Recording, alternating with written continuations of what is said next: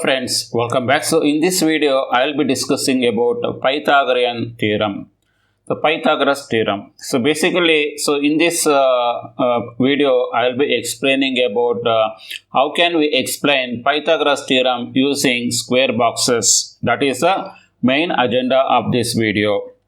So in order to depict this Pythagorean theorem using square boxes, so we have implemented this working model by making use of three square boxes, if I can say, as well as in these three square boxes we try to put in the grains. Pythagoras theorem can be explained using square boxes in this way.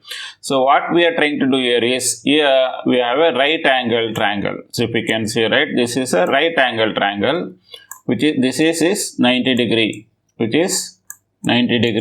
which is a right angle triangle. Now this side of a triangle we call it as a hypotenuse, and these are normal smaller sides. This is a square and this is b square, and this is equal to c square. That is what we wanted to explain in this video. Here if you can see, right, this is a square box and this is a b square box, which is equivalent to hypotenuse square box. So that is what we wanted to explain here.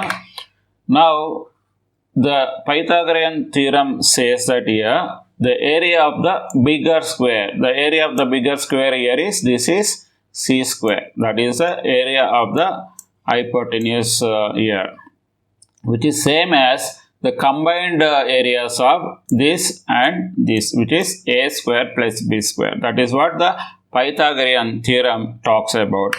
Now, how will we demonstrate that? So, in order to demonstrate this is, we have to fill the grains here and a square box and b square box, and moving this all the grains from this a square to b square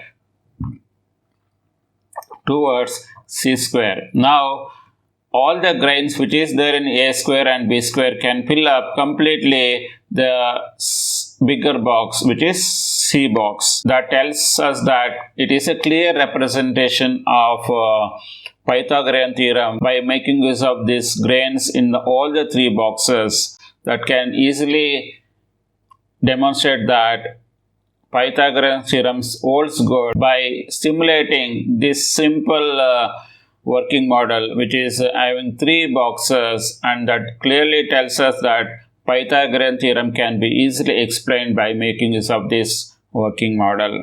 I hope you guys got a clear idea how to explain this Pythagorean theorem in your exhibitions.